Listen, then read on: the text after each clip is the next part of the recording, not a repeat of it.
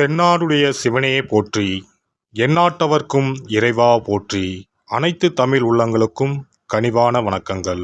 ஜோதிட சாஸ்திரத்தில் நவகிரகங்களின் தலைவனாக கருதப்படுபவர் சூரிய பகவான். இவர் ஒவ்வொரு மாதமும் தன் ராசியை மாற்றுவார். அப்படி மாற்றும் போதுதான் தமிழ் மாதங்கள் பிறக்கின்றன. அந்த வகையில் நடைபெறும் விசுவாவசு ஆண்டு மார்ச் மாதம் 15ஆம் தேதி ஞாயிற்றுக்கிழமை அன்று ஏகாதசி திதியில் திருவோணம் நட்சத்திரத்தில் பரிகம் நாமயோகத்தில் பாலவம் கரணத்தில் சித்தயோகம் கூடிய நன்னாளில் இந்த மகத்தான பங்குனி மாதம் பிறக்கின்றது. இம்மாதத்தில் சூரிய பகவான் மீனராசியில் சஞ்சரிப்பதால் இது மீன மாதம் என்றும் அழைக்கப்படுகின்றது. இம்மாத கிரகநிலைகள் என எடுத்துக்கொண்டால் மீனராசியில் சுக்கிரன், சூரியன், சனி பகவான் உள்ளனர். கும்பராசியில் செவ்வாய் பகவான், புதன் பகவான், ராகு பகவான் உள்ளனர். மிதுன ராசியில் குரு பகவானும், சிம்மத்தில் கேது பகவானும் உள்ளனர். இம்மாத கிரகப்பெயர்ச்சி என எடுத்துக்கொண்டால் சுக்கிர பகவான் பங்குனி மாதம் 13ஆம் தேதி மேசராசிக்கு பயிற்சியாகின்றார். செவ்வாய் பகவான் இம்மாதம் 18ஆம் தேதி கும்பராசியில் இருந்து மீனராசிக்கு பயிற்சியாகின்றார். புதன் பகவான் இம்மாதம் 23ஆம் தேதி சனி வீடான கும்பத்தில் இருந்து குரு வீடான மீனத்திற்கு செல்கிறார். இந்த கிரகங்களின் பெயர்ச்சியால் இம்மாதம் உங்களுக்கு எவ்விதமான பலன்கள் கிடைக்கப் போகிறது, அது சாதகமாக அமையுமா இல்லை பாதகமாக அமையுமா என்பதனை பற்றி காண்போம். பிறக்கப் போகும் இம்மாதத்தில் ஒரு சில ராசிக்காரர்களின் சிக்கி சீரழிந்த வாழ்க்கை பயணம் மாறப்போகிறது. மனக்கசப்பில் வாழ்ந்து வந்த உங்களுக்கு இனி வசந்த காற்று வீசப்போகிறது. எதிரில் எமனே வந்தாலும் சிவனின் அருளால் எதிர்த்து நின்று போராடும் பலம் உங்களை வந்து சேரும். உங்கள் பிறப்பு ஒரு சாபக்கேடு அல்ல, அது சரித்திரம் படைக்கப் போகிறது. வரும் வாய்ப்பினை சரியாக பயன்படுத்தி கொண்டு உங்கள் வாழ்வில் வளமும் நலமும் செல்வ செழிப்பும் பெற்று வாழ்வில் உயரிய நிலையை அடைய வேண்டும். தனுசு ராசி அன்பர்களே, இந்த மாதம் எல்லா விதத்திலும் நன்மைகள் உண்டாகும். எதையும் செய்து முடிக்கும் துணிச்சல் அதிகரிக்கும். எதிர்ப்புகள் அகலும். நீண்ட நாட்களாக இருந்து வந்த பிரச்சனைகளில் தீர்வு கிடைக்கும். பணவரத்து அதிகரிக்கும்.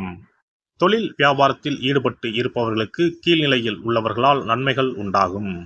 தேவையான சரக்குகள் கையிருப்பு இருக்கும்.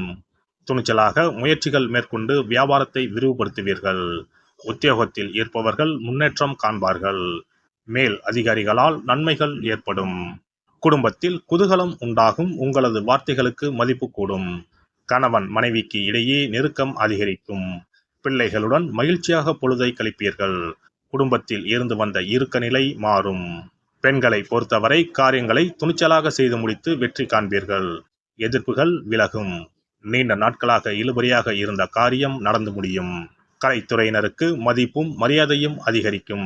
சிறப்பாக பணிபுரிந்து பாராட்டுகளை பெறுவீர்கள். ஆடை ஆபரணங்கள் சேரும். விளையாட்டுத் துறையில் உள்ளவர்களுக்கு பரிசும் பாராட்டும் கிடைக்கும். அரசியல் துறையினருக்கு பயணங்களால் மகிழ்ச்சியும் ஆதாயமும் கிடைக்கும். நிலம், வீடு, வாகனம் வாங்கும் வாய்ப்புகள் கைகூடி வரும். நீதிமன்ற வழக்குகளில் இருந்து விடுபடுவீர்கள். வேதாந்த விஷயங்களில் நாட்டம் அதிகரிக்கும். மாணவர்களை பொறுத்தவரை கல்வியில் வெற்றி பெற துணிச்சலாக முயற்சிகளை மேற்கொள்வீர்கள். எதிர்பார்த்த காரியங்கள் சாதகமாக நடக்கும். நட்சத்திர பலன்கள். மூலம் நட்சத்திரம். இந்த மாதம் தொழில் வியாபாரத்தில் இருப்பவர்கள் தங்களது தொழில் விரிவாக்கம் செய்யும் முயற்சியில் ஈடுபடுவீர்கள். அதற்கு தேவையான பண உதவியும் கிடைக்கும். ஆனால் போட்டிகள் பற்றிய கவலைகள் தோன்றும். சமாளிக்க முயல்வீர்கள். பூராடம் நட்சத்திரம். இந்த மாதம் உத்தியோகத்தில் இருப்பவர்கள் தங்களது திறமையால் அலுவலக பணியை சிறப்பாக செய்வார்கள். புதிய தொடர்புகள் மகிழ்ச்சியை தருவதாக இருக்கும். குடும்பத்தில் சுபகாரியம் நடைபெறும். மனைவி குழந்தைகளுடன் சந்தோஷமாக பொழுதை கழிப்பீர்கள். ஆன்மீக பணிகளில் நாட்டம் அதிகரிக்கும். பொன் பொருள் சேர்க்கை உண்டாகும். உத்திராடம் 1ஆம் பாதம். இந்த மாதம் நண்பர்கள் மூலம் உதவிகள் கிடைக்கும். வாகன லாபம் ஏற்படும். தந்தையுடன் வீண் வாக்குவாதங்களை தவிர்ப்பது நல்லது. வெளி தொடர்புகளில் எச்சரிக்கை தேவை. எண்ணப்படி காரியங்களை செய்து முடிக்க சூழ்நிலை ஏற்படும். செலவுகளை குறைக்க திட்டமிடுவது நல்லது. கௌரவம் உயரும். சித்தர்களை வணங்கி வர மனதில் தைரியம் கூடும். காரியங்களில் சாதகமான பலன் கிடைக்கும். சிறப்பு தொகுப்பு. கண் திருஷ்டிகள் அகன்று தடைப்பட்டு கொண்டிருக்கும் காரியங்கள் நிறைவேற செய்ய வேண்டிய பரிகாரம் என்ன என்பதனை பற்றி காண்போம். வாழ்க்கையில் நல்ல நிலையில் இருந்தவர்கள் கூட திடீரென்று பொருளாதாரம் இழந்து மன கஷ்டங்களுடன் வாழும் நிலை ஏற்படும். இந்த நிலை எதனால் ஏற்பட்டது என்று ஆராய்ந்து பார்த்தால் பெரும்பாலும் அவர்களின் மீதான கண் திருஷ்டிதான் காரணமாக இருக்கும். கல்லடி பட்டாலும் கண்ணடி படக்கூடாது என்று சொல்வார்கள் அல்லவா, அது உண்மைதான். இது போன்ற பிறரின் பொறாமை கொண்ட கண் திருஷ்டியினால் பலரின் வாழ்க்கை சிரமத்திற்கு ஆளாக நேரிடும். இது போன்ற கண் திருஷ்டிகளிலிருந்து எப்படி தப்பிப்பது? இருக்கவே இருக்கிறது எளிதாக கிடைக்கும் ஊமத்தஞ்செடி. தெய்வ சக்தி நிறைந்த செடியாக கருதப்படும் ஊமத்தஞ்செடியின் காய், பூ, இலைகள் என அனைத்தும் தீய சக்திகள் விரட்ட பரிகாரத்துக்கு பயன்படுகிறது. பொதுவாக ஊமத்தம் காய்க்கு கெடுதலை அகற்றக்கூடிய சக்தி உண்டு. நம் வீட்டில் உள்ள எதிர்மறை சக்தியை அகற்றுவதற்கு ஊமத்தங்காய் தீபம் சிறந்த பரிகாரமாகிறது. தெய்வீக மகத்துவம் நிறைந்த ஊமத்தங்காய் மற்றும் பூவையும் எடுத்துக்கொள்ளுங்கள். வீட்டுக்கு அருகில் இல்லை என்றால் நாட்டு மருந்து கடைகளில் கிடைக்கும். இந்த 2 பொருட்களையும் மஞ்சள் தண்ணீரை கொண்டு நன்றாக கழுவி விடுங்கள். சிறிது நேரம் அவற்றிலுள்ள ஈரம் போக ஆறவிட்டு பிறகு அவற்றை ஒரு மஞ்சள் துணியில் குலதெய்வத்தை வேண்டி ₹1 நாணயத்தோடு சேர்த்து முடிந்து வீட்டின் நிலைப்படியில் கட்டி தொங்கவிடுங்கள். இந்த முடிச்சை வெள்ளிக்கிழமை அல்லது ஞாயிற்றுக்கிழமைகளில் தயார் செய்து வாசல் படியில் கட்டுவது சிறப்பு. தினமும் வீட்டில் தீபம் ஏற்றி காண்பிக்கும் போது இந்த முடிச்சுக்கும் காண்பிக்கவும். இதேபோல் ஊமத்தம் இலைகள் கிடைத்தால் அந்த இலைகளை சுத்தமான மஞ்சள் தண்ணீரில் கழுவிவிட்டு அவற்றை கொண்டு வீட்டில் இருக்கும் விநாயகருக்கு திங்கள் கிழமைகளில் தொடர்ந்து அர்ச்சனை செய்து வர வேண்டும். ஊமத்தம் பூவையும் விநாயகருக்கு சூட்டலாம்.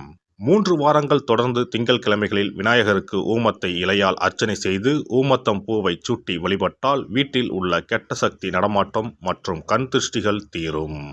ஊமத்தம் செடியும் சிவபெருமானுக்கு உகந்த இலை ஆகும். இந்த ஊமத்தங்காய் வைத்து சிவபெருமானுக்கு தீபம் ஏற்றி வழிபடுவதன் மூலம் நமது பிரச்சனைகளில் இருந்து எளிதாக விடுபட முடியும். முதலில் 2 ஊமத்தங்காய்களை எடுத்துக்கொள்ள வேண்டும். அவற்றின் மீது முட்கள் இருப்பதால் மிகவும் கவனமாக கையாள வேண்டும். ஊமத்தங்காயின் காம்பு பகுதிகளை வெட்டி கொண்டு கத்தியை பயன்படுத்தி ஊமத்தங்காயின் உள்ளே இருக்கும் விதை பகுதியை முழுவதுமாக நீக்கிவிட வேண்டும். பின்னர் 2 அகல் விளக்குகள் மற்றும் விளக்கு வைப்பதற்கான 2 தட்டுகளை எடுத்து சுத்தம் செய்து அவற்றிற்கு மஞ்சள் குங்குமம் போட்டு வைத்துக் கொள்ள வேண்டும். பின்னர் 2 தட்டின் மீதும் ஒவ்வொரு அகல் விளக்கை வைத்துக் கொள்ள வேண்டும். அதன் பிறகு எப்போதும் பூஜை செய்வதற்கு வைப்பது போன்ற வெத்தலைப்பாக்கு, பழம் போன்றவற்றை வைத்துவிட்டு 2 விளக்குகளையும் ஏற்றி சிவபெருமானை மனதார வேண்டிக் கொள்ள வேண்டும். எனக்கு இருக்கும் பிரச்சனைகள் அனைத்தும் தீர்ந்து இன்பமான வாழ்க்கை கிடைக்க வேண்டும் என வேண்டிக் கொள்ள வேண்டும். இந்த பூஜையை வெள்ளிக்கிழமை அன்று தொடங்கினால் தொடர்ந்து 9 வெள்ளிக்கிழமைகள் செய்ய வேண்டும். ஊமத்தங்காயின் மீது எவ்வாறு முட்கள் இருக்கிறதோ அதுபோல நமது வாழ்க்கையில் இருக்கும் முட்கள் போன்ற பிரச்சனைகளை அவை தீர்த்து வைக்கின்றன. இந்த பூஜையை நாம் தொடர்ந்து செய்து வருவதால் நம் மீது இருக்கும் கண் திருஷ்டிகள் அகன்றுவிடும். தீராத துயரங்கள் தீர்ந்துவிடும். பணம், நகை நம்மிடம் பெருகி வரும்.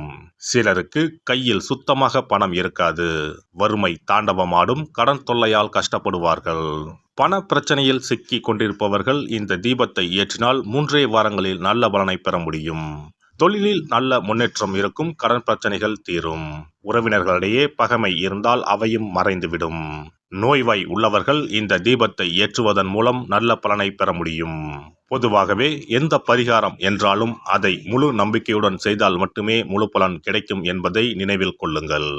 எல்லாம் வல்ல இறையருளால் நீங்களும் உங்கள் அன்பு குடும்பமும் உடல் நலம், நீலாயுள், நிறை செல்வம், உயர் புகழ், மெய்ஞானம் ஓங்கி வாழ்க வளமுடன்.